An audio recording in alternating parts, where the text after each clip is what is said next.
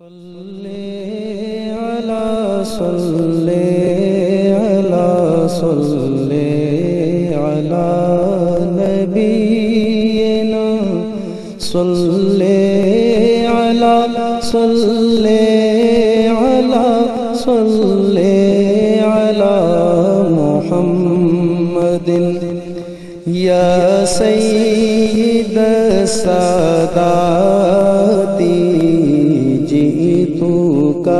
قاصدا ارجو رضاك وحتمي بحماك يا سيد السادات جئتك قاصدا ارجو رضاك وحتمي بحماك بسم اللہ الرحمن الرحیم الحمدللہ رب العالمین والصلاة والسلام علی سید الانبیاء والمرسلین۔ ناظرین محترم السلام علیکم، آپ کا میزبان تسلیم احمد صابری پروگرام خوشبو حسان کے ساتھ حاضر خدمت ہے۔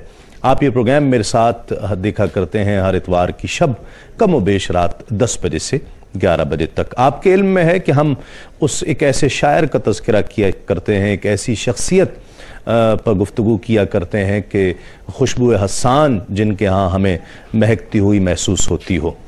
آج معاملہ ذرا مختلف ہے، خوشبو حسان تو ہے لیکن ذکر ہے اس گلستان کا کہ جس سے لاکھوں کروڑوں کو خوشبو محبت رسول صلی اللہ علیہ وآلہ وسلم نصیب ہوئی ہے۔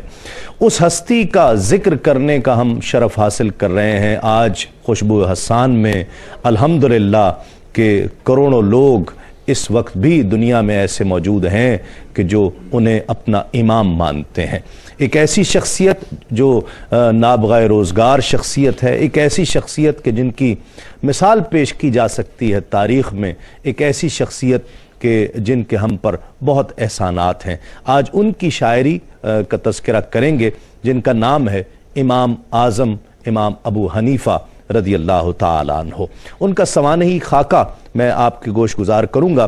پہلے اپنے مہمانوں کا تعارف آپ سے کرا دوں اور کوشش کریں گے کہ آج فارمیٹ میں تھوڑی سی تبدیلی یوں کریں گے کہ قصیدہ نعمانیہ کا ایک ایک شعر پڑھا جائے گا، عربی میں ہے چونکہ وہ شعر، اور پھر اس کا ترجمہ اور پھر اس کا مفہوم کوشش کی جائے گی کہ آپ تک علماء کرام ہمارے اسکالرز حضرات آپ تک پیش کریں گے۔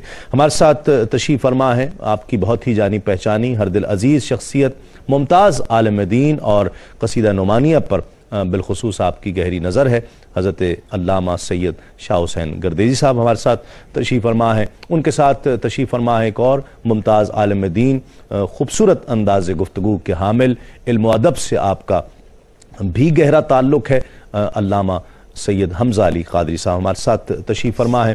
ان کے ساتھ تشریف فرما ہے خوش آواز خوش انداز ثنا خاں جناب سید رفاقت حسین رحمانی، جو آج قصیدہ نعمانیہ کے اشعار پڑھنے کا شرف حاصل کریں گے۔ السلام علیکم، آپ تینوں مہمانوں کا بہت شکریہ۔ ناظرین کرام، امام اعظم ابو حنیفہ کا اصل نام نعمان، آپ کے والد گرامی کا نام ثابت تھا۔ آپ اپنی کنیت ابو حنیفہ سے زیادہ مشہور ہوئے، لیکن یہ حقیقی کنیت نہیں ہے کیونکہ آپ کی کسی اولاد کا نام حنیفہ نہیں تھا۔ دراصل یہ کنیت وضعی معنوں کے اعتبار سے ہے کہ حنیف کے معنی یکسو حق پر ثابت قدم رہنے والا اور باطل سے حق کی طرف آنے والے کے ہیں۔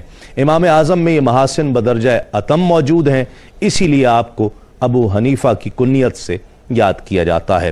آپ کی پیدائش سن 80 ہجری میں کوفہ میں ہوئی۔ والد کے ساتھ صنعت و تجارت میں شمولیت اختیار کر لی۔ کوفے میں ریشمی کپڑے بنانے کا کارخانہ تھا، ساتھ ہی ساتھ ریشمی کپڑوں کی دکان بھی تھی۔ امام شعبی نے آپ کو حصول علم کی طرف راغب کیا اور ان کی باطنی صلاحیتوں کو مہمیز کیا۔ اس طرح نعمان بن ثابت کوفے کے مشہور امام حماد کے درس میں شریک ہوئے۔ چند ہی دنوں میں استاد کو اندازہ ہو گیا کہ ان کے پورے حلقہ درس میں کوئی بھی شاگرد ذہانت اور حافظے میں نعمان بن ثابت کی برابری نہیں کر سکتا ہے۔ علم فقہ میں دسترس حاصل کرنے کے بعد حضرت امام ابو حنیفہ حدیث کی طرف متوجہ ہوئے۔ کوفے میں شاید ہی کوئی محدث ہو جس کی امام صاحب نے شاگردی اختیار نہ کی ہو۔ آپ کے اساتذہ میں امام شعبی، امام اسحاق، حضرت سماک اور حضرت قتادہ شامل ہیں۔ کوفے میں علم کی پیاس بجھانے کے بعد آپ حرمین شریفین تشریف لے گئے۔ وہاں مکہ مکرمہ میں حضرت عطا بن المذہب، حضرت مکحول شامی اور امام اوزائی سے حدیث کی سند لی۔ آپ کے اساتذہ کی تعداد کئی ہزار بیان کی جاتی ہے۔ رفتہ رفتہ آپ کی استعداد علمی کا ہر طرف شہرا ہو گیا۔ اس میں ذرا شک نہیں کہ حضرت امام ابو حنیفہ کے حالات و واقعات مسلمانوں کی اصلاح کے لیے ایک حقیقی مثال اور نمونہ ہے۔ مزاج میں آپ کے تکلف تھا، بیش قیمت لباس آپ زیب تن فرمایا کرتے، وظیفہ خوری کے مخالف تھے، ان کے جسم سے خوشبو آتی تھی، گھر سے نکلتے تو لوگ خوشبو سے پہچان لیا کرتے تھے کہ امام ابو حنیفہ کا گزر ہوا ہے۔ امام ابو حنیفہ نے فقہ کے ایک اعلیٰ درجے کے ادارے کی بنیاد رکھی۔ اس ادارے نے آپ کی سربراہی میں 30 برس تک کام کیا۔ وہاں جس قدر مسائل مدون کیے گئے ان کی تعداد کم و بیش 12,90,000 ہے۔ امام اعظم کی زندگی ہی میں اس ادارے کے فتاویٰ تمام مسلم ممالک میں فروغ پانے لگے۔ آپ کی اولاد میں سے آپ کے بیٹے حماد اور پوتے اسماعیل نے فقہ اسلامی میں بڑا نام پیدا کیا۔ آپ کے اہم شاگردوں میں حضرت داؤد طائی، امام ابو یوسف، امام محمد، اسد بن عمرو، امام ظفر اور حضرت عبداللہ مبارک جیسے جلیل القدر علماء کرام کا نام آتے ہیں۔ آپ کے شاگردوں کی تعداد 730 اور ایک روایت کے مطابق 880 بیان کی جاتی ہے۔ عباسی خلیفہ منصور نے قاضی کا عہدہ آپ کو پیش کیا، آپ نے انکار کر دیا۔ خلیفہ نے آپ کو زندان میں ڈال دیا۔ امام محمد نے قید خانے ہی میں آپ سے تعلیم حاصل کی۔ سن 150 ہجری بمطابق سن 767 عیسوی میں علم کا یہ روشن اور تابندہ آفتاب غروب ہوتا ہے اور بغداد شریف میں آپ کا مزار مقدس مرجع خلائق ہے۔ ان کی شخصیت کے حوالے سے چند جملے میں علماء کرام سے لے لیتا ہوں، پھر اس کے بعد کلام شامل کرتے ہیں۔ امام اعظم امام ابو حنیفہ کی شخصیت یقیناً آپ بھی جانتے ہیں کہ ان پر کئی پروگرامز کیے جا سکتے ہیں، پھر بھی ہم ان کی شخصیت کا احاطہ نہیں کر سکتے، لیکن چند ایک جملے میں شامل کر لوں گا، پھر اس کے بعد انشاءاللہ ان کے قصیدہ نعمانیہ کا ایک کلام، ایک شعر پروگرام میں شامل کیا جائے گا۔ شاہ صاحب، اس دنیا میں چیدہ لوگ ایسے ہوتے ہیں کہ جن میں ساری خوبیاں جمع ہو جاتی ہیں ماشاءاللہ، اور ساری خوبیاں جمع ہونے کے بعد وہ مرجع انعام ہو جاتے ہیں۔ واہ!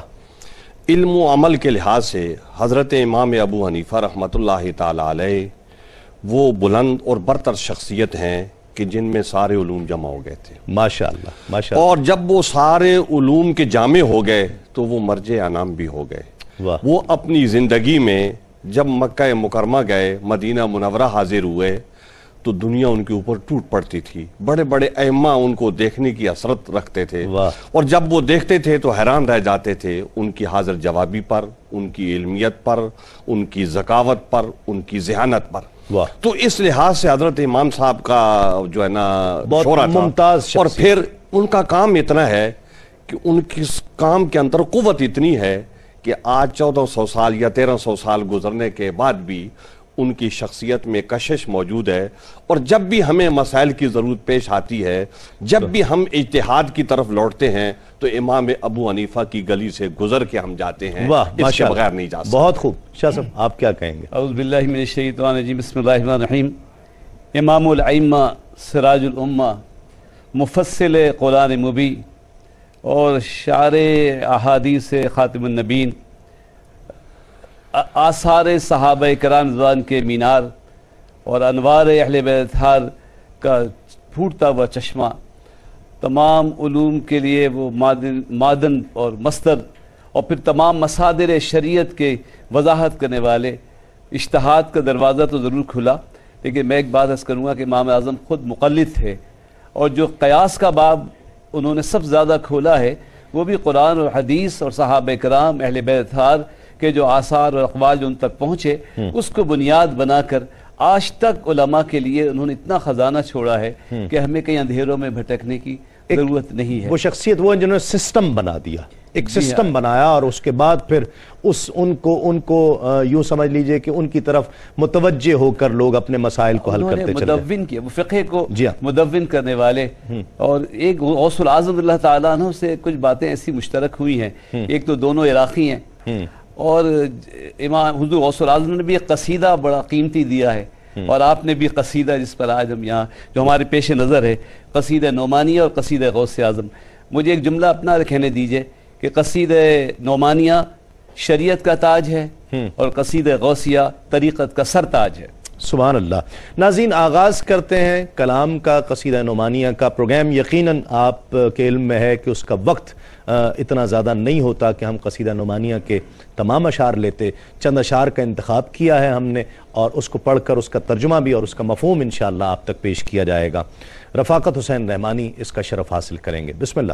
صلی علی صلی علی صلی علی نبینا صلی علی صلی علی صلی علی محمد یا سید السادات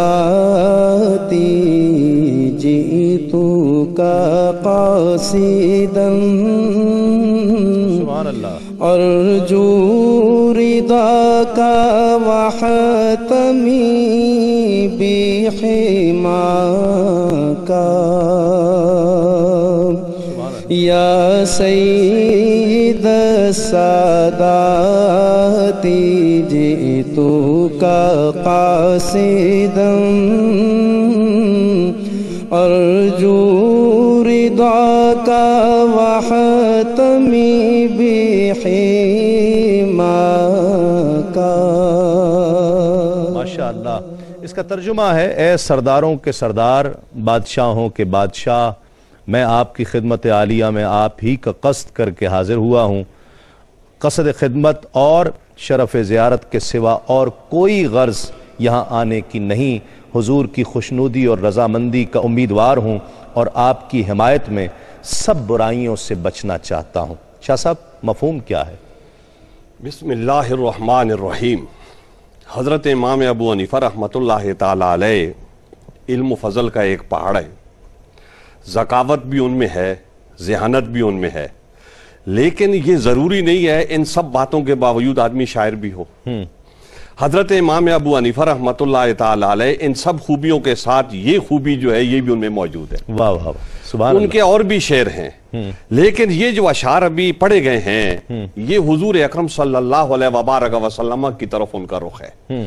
جس طریقے سے نسیمہ جانب بدخواہ گزر کن ز احوالم محمد را خبر کن، تو اس طریقے سے ان اشعار کا رخ جو ہے وہ حضور اکرم صلی اللہ علیہ وبارک وسلم کی ذات گرامی کی طرف ہے. اب حضرت امام ابو حنیفہ کو دیکھیں، وہ عراق میں ہیں، تو عراق سے آواز لگا رہے ہیں یا سید السادات، کہ اس طریقے سے وہ حضور اکرم صلی اللہ علیہ وبارک وسلم کو خطاب کر رہے ہیں. خطاب کر رہے ہیں کا مطلب یہ گزارش کر رہے ہیں، اور ہمیں قرینہ سکھا رہے ہیں کہ ایسے کرو کہ حضور اکرم صلی اللہ علیہ وبارک وسلم اس دنیا سے پردہ فرما چکے ہیں، لیکن محبت کا تقاضا یہ ہے کہ آپ یہ تصور کرو کہ حضور اکرم صلی اللہ علیہ وبارک وسلم اپنی قبر میں تشریف فرما ہیں، ہماری بات کو سن رہے ہیں اور ہمیں دیکھ رہے ہیں. اور یہ جو بات ہے یہ حضرت امام ابو حنیفہ کی اپنی نہیں ہے، بلکہ حضور اکرم صلی اللہ علیہ وبارک وسلم کی حدیث میں یہ باتیں موجود ہیں. حضور اکرم صلی اللہ علیہ وبارک وسلم کے ایک صحابی نے سوال کیا: یا رسول اللہ، جب آپ اس دنیا سے تشریف لے جائیں گے تو ہم جب آپ کے اوپر درود بھیجیں گے تو وہ آپ تک کیسے پہنچے گا؟ تو آپ نے فرمایا کہ دیکھو کہ ایک تم میرے سامنے پڑھو گے قبر شریف کے تو وہ تو میں براہ راست سنوں گا، اور اگر تم کہیں دور سے بھی پڑھو گے تو وہ مجھ تک پہنچ جائے گا، اس لیے کہ اِنَّ لِلَّهِ مَلَائِكَةٌ سَيَّاحُونَ فِي الْأَرْضِ يُبَلِّغُونِي مِنْ أُمَّةِ السَّلَامِ، کہ اللہ جل جلالہ کے فرشتے موجود ہیں، تو جو آدمی مجھے سلام بھیجتا ہے میرے اوپر یا مجھے مخاطب کرتا ہے تو وہ उनका नाम, उनके बाप का नाम, हाय, हाय, उनके हाय, कबीले के नाम के साथ पूरे तारुफ के मुझ तक साथ पहुंचा। मुझे सुभान पहुंचा अल्लाह, लेते हैं। सुभान तो अल्लाह। गोया हुजूर अकरम सल्लल्लाहु अलैहि वसल्लम तक ये सारी चीजें पहुंचती हैं। ठीक। फिर हजरत इमाम अबू हनीफा ने एक बड़ी खास नुक्ते की बात यहाँ की, कासिदन। कासिदन का मतलब यह है कि वो इरादा कर रहे हैं। इरादे का मतलब क्या है कि कुछ लोगों का यह ख्याल है कि मदीना मुनव्वरा जाना चाहिए लेकिन मस्जिद नबवी के इरादे से जाना चाहिए कि सवाब वहां ज्यादा होता है। लेकिन इन सारे सवाबों की असल जो है वो हुजूर अकरम सल्लल्लाहु अलैहि वसल्लम की ज़ात वो गिरामी है। शख्सियत है।